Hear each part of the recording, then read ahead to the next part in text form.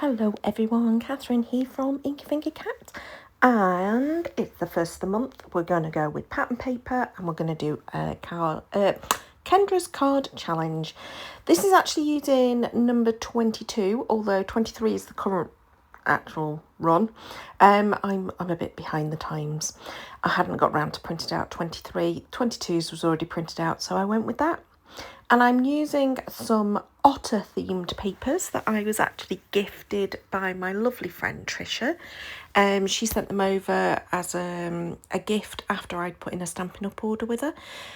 Not papers I would normally buy. I think they are the cutest thing in the world, but it's just not my kind of thing I would normally buy. So it was really nice to get them gifted, and I thought this is a perfect use for them.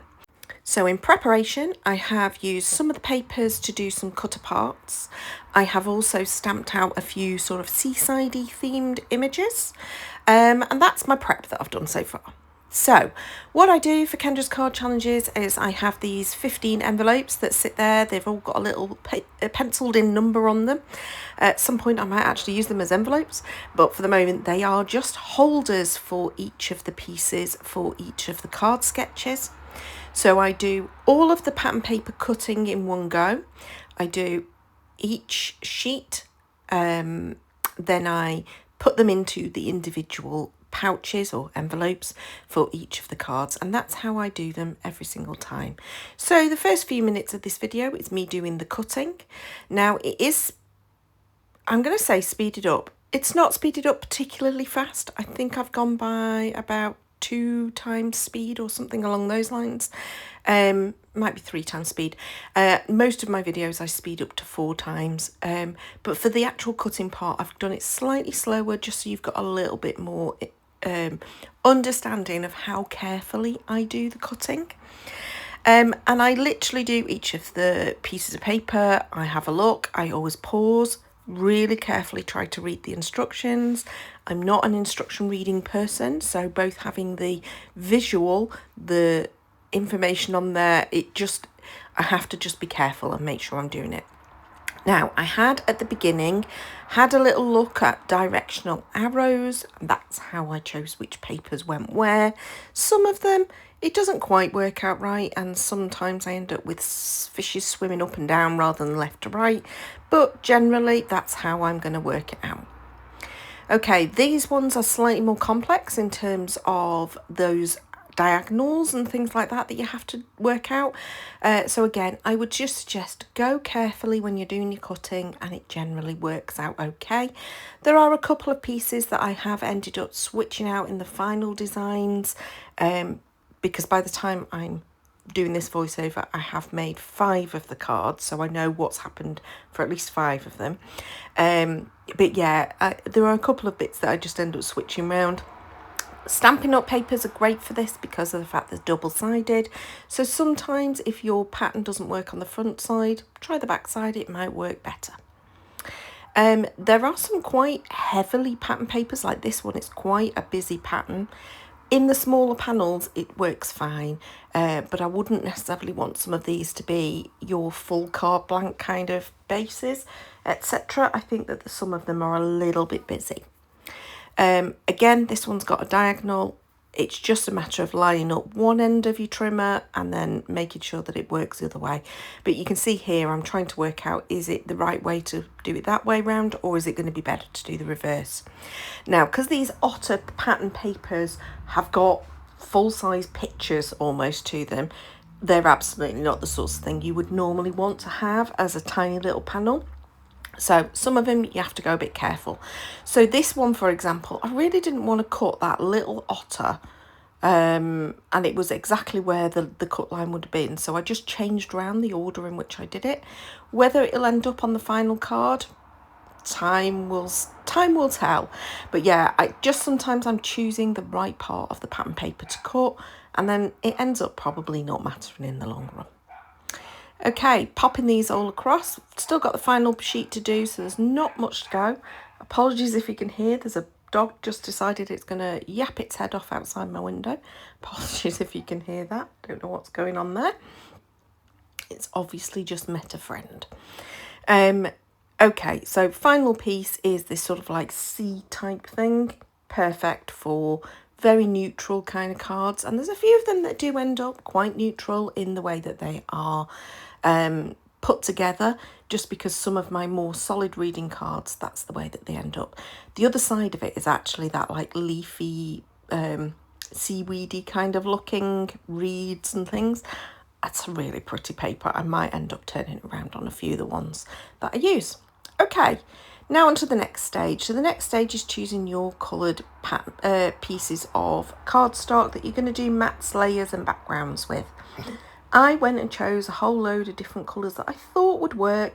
They're not Stampin' Up, they are actually my Kingston Crafts papers, or cardstock, sorry. But you can usually find something that'll match. So the idea is to go for something that's a reasonable close match to the colours that are in your paper. Obviously, if you had Stampin' Up cardstock, go with your Stampin' Up if that's what you would prefer. But I've just gone with what's in my stash. And I have a mix of different suppliers of cardstock, and in this case, as I say, it happens to be my Kingston Crafts ones. Goodness me, that dog is definitely wanting to be in my video. I've just gone and peeked out the window. It is the tiniest little sausage dog barking at two massive golden retrievers. I mean, hilarious in terms of, you know, he thinks he's a lot bigger than he is. Oh, definitely small dog syndrome that going on there. Right, okay. So once I have cut a whole load of panels that are going to be the exact size for the backgrounds of every single card, which I will take this moment to say, American sized cards. So they are 5.5 inches by 4.25 inches, which is not the same as a quarter of an size of A4 in the UK. As a result, I usually end up doing 5x7 cards for mine, or using them as card toppers on a 5x7, or I end up doing them on a 6x6 card, or occasionally I make American sized cards if I make my own card blanks. The 5 I've made so far are all 5x7, so I end up putting them as card toppers on the 5x7. It works really well. It's fine. You can adjust the sizes down to a UK size, but it just never quite looks right unless I've done a lot of adjustment, and that's not the point of these card sketches. The point is it's all been done for you in terms of the measuring, so I tend to use mine as card toppers on 5x7s more often than not.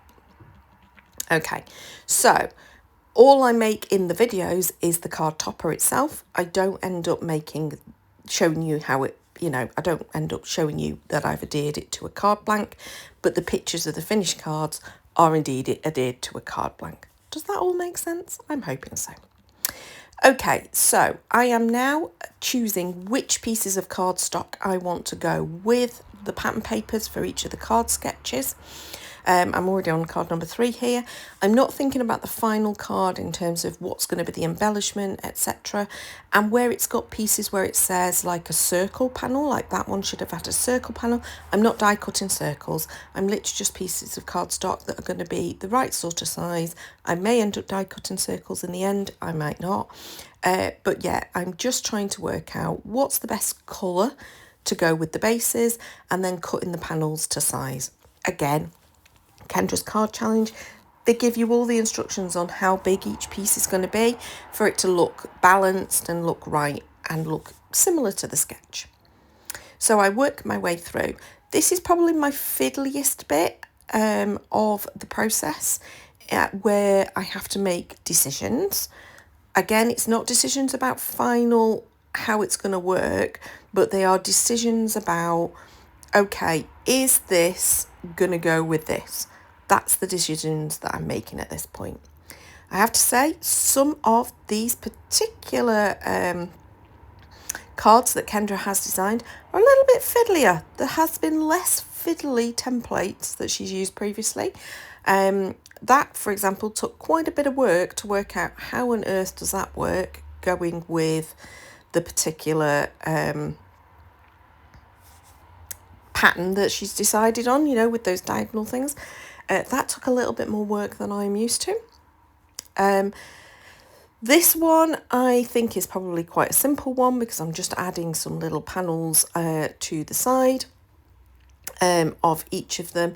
But yeah, there are some that are quite fiddly, and since I have filmed this video, I have printed out number 23.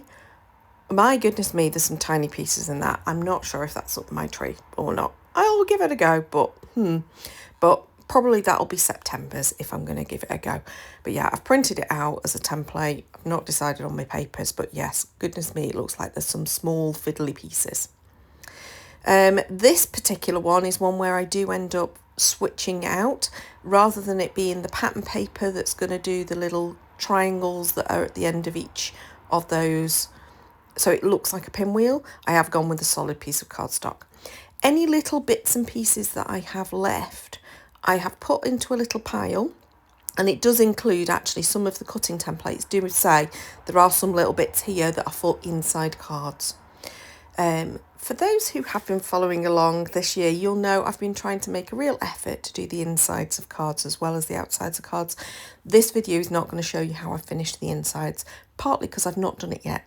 What I'll do is I'll wait until I've done all 15 cards, which will be filmed over the course of the next couple of days or so, because making 15 cards in one day is, even using the templates is a mammoth thing, especially if I'm videoing it. So I'll wait until the very end, and then I will create all of my insides from the tiny little leftover pieces of the pattern paper, from the bits of cardstock I've got left over, and any of the little images that I've got left over. That's how I'm going to do that. This one is a very confusing particular design, and I seem to have far too much of the cardstock for it to make sense to fit in that in that panel.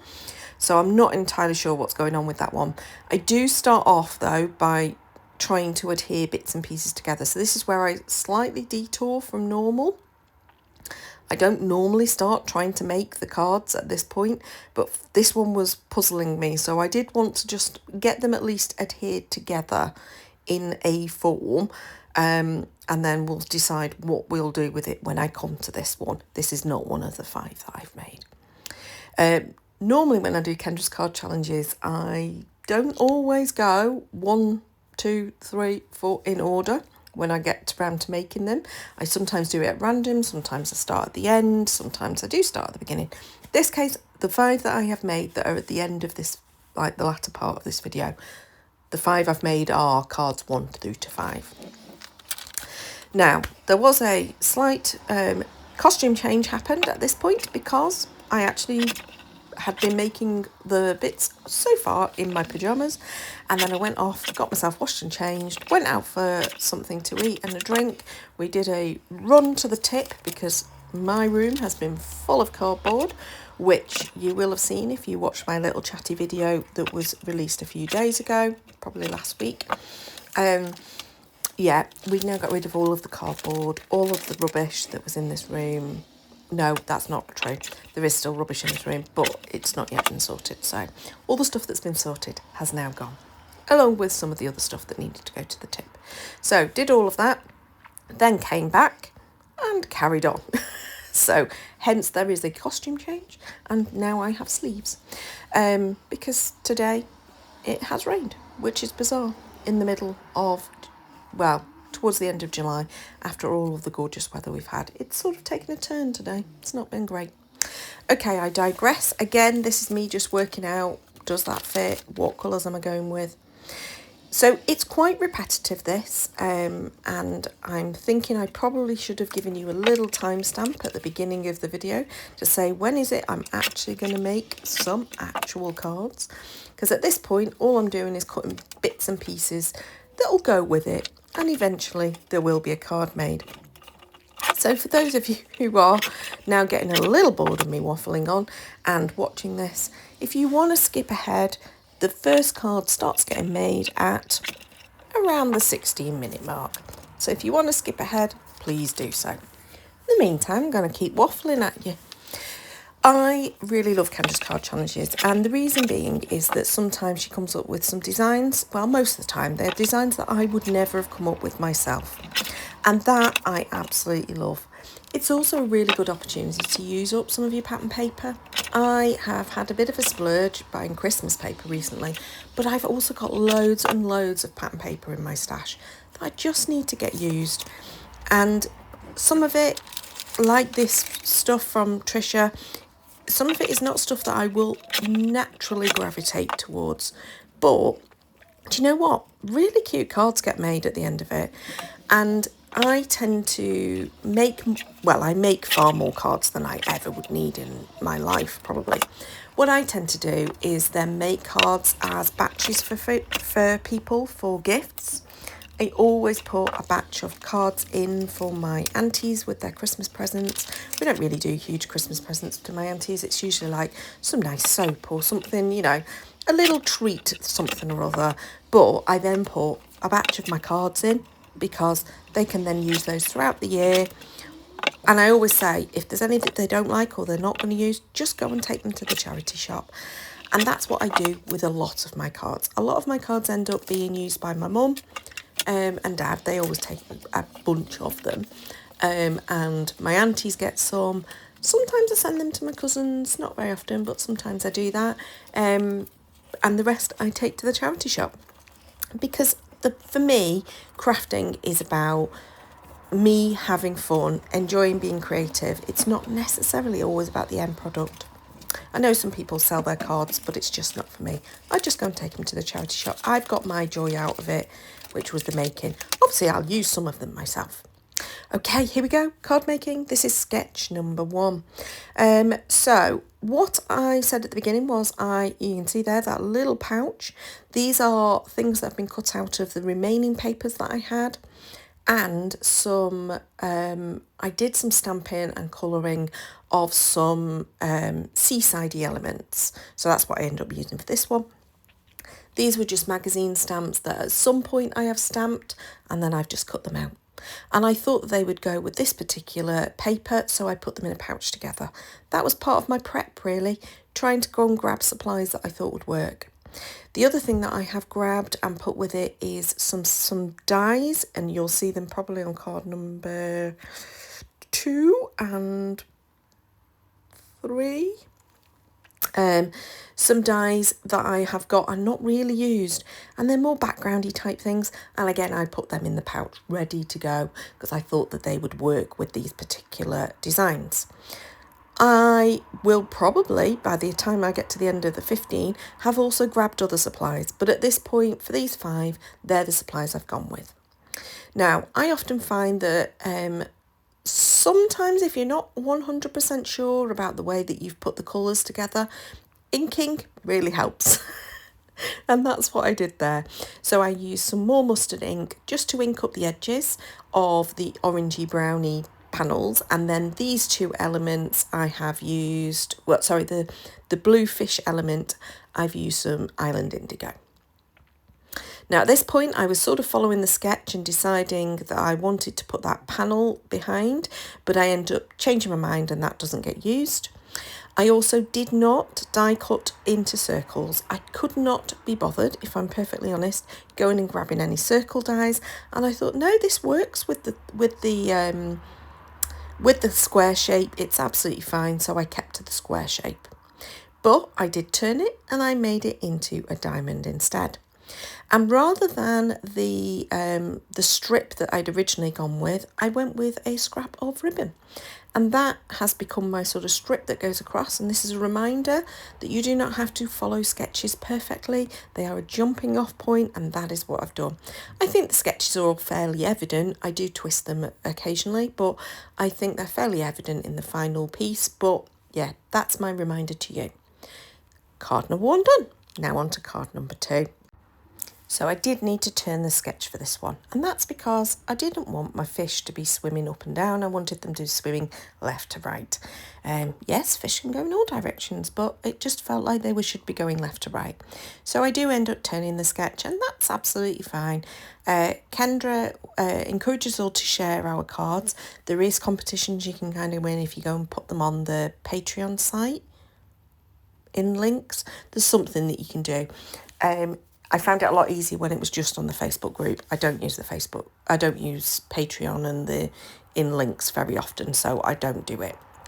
To be honest, I don't make them to win competitions. I make them because I want to.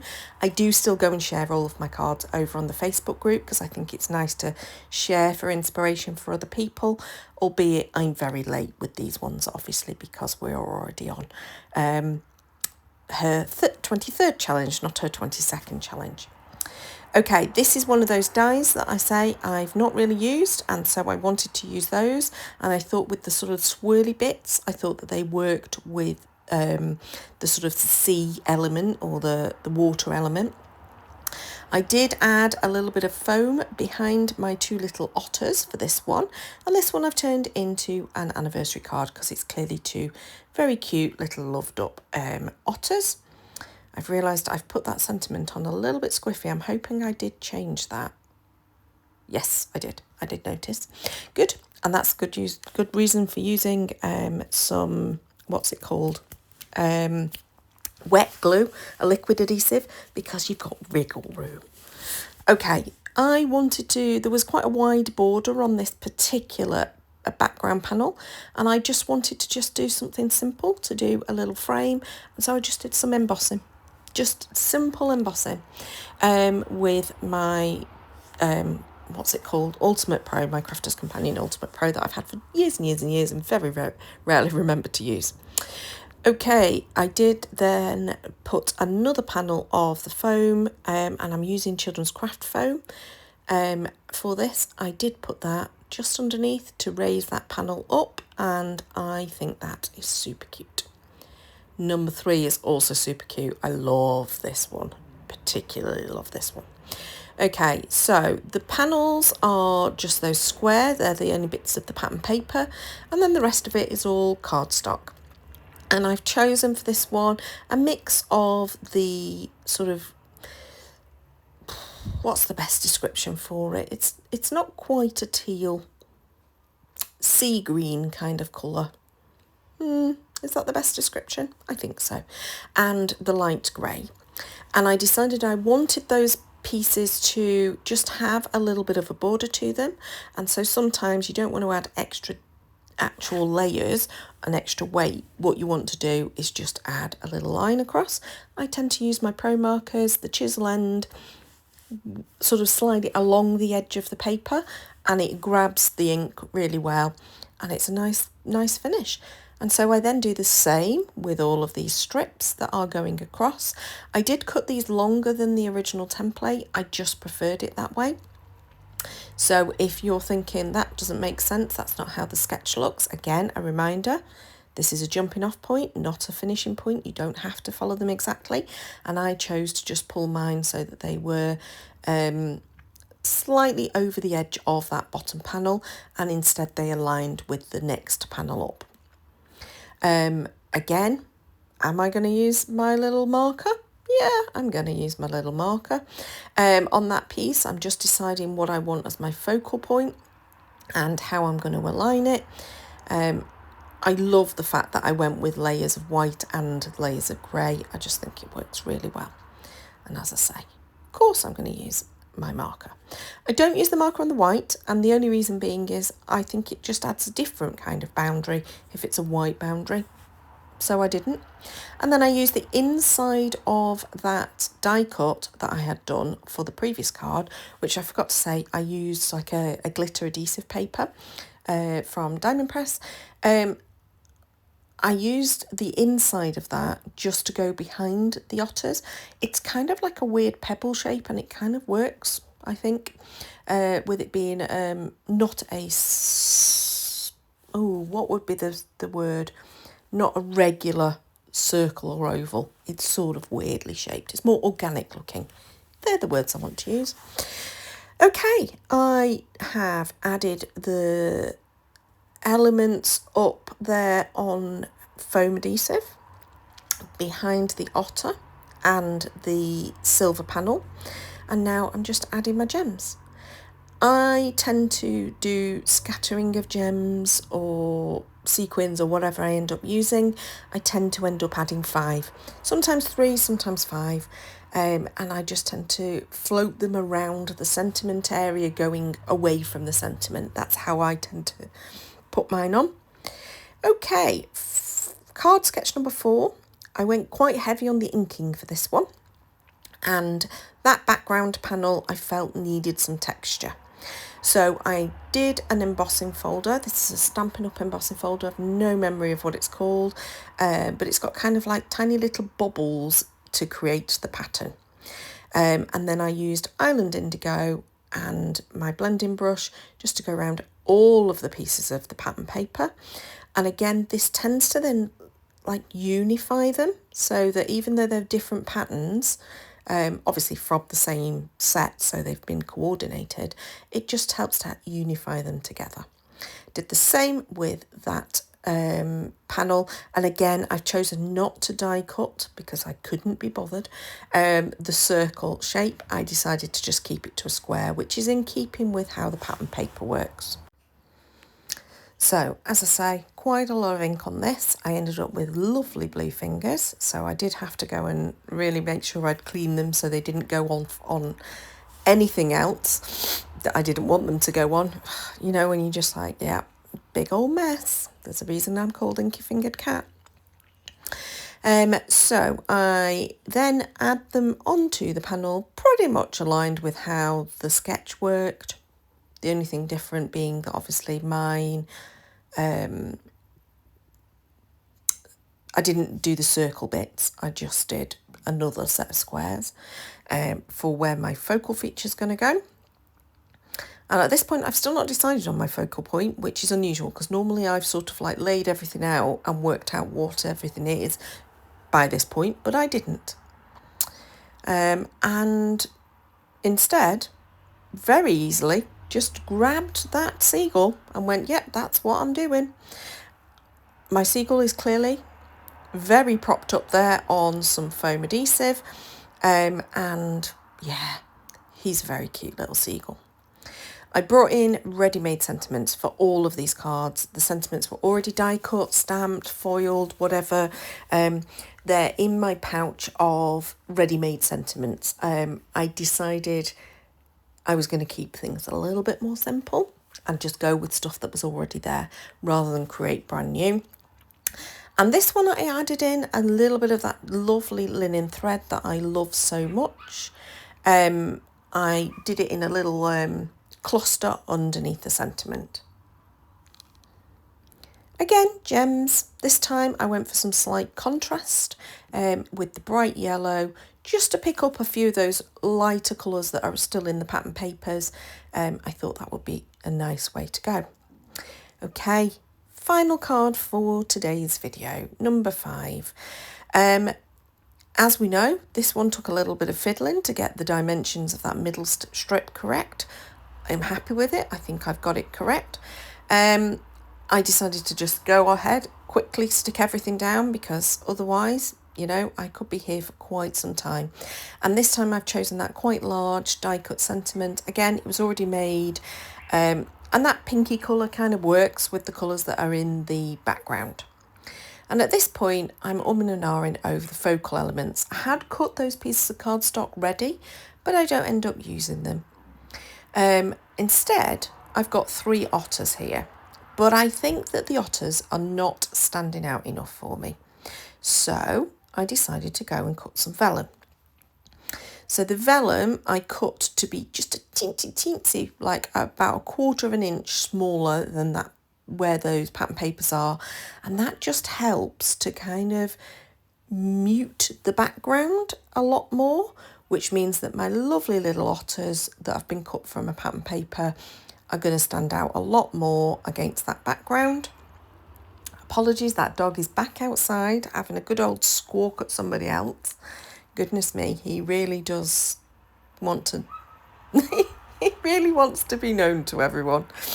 I think he's now having a go at a car, genuinely.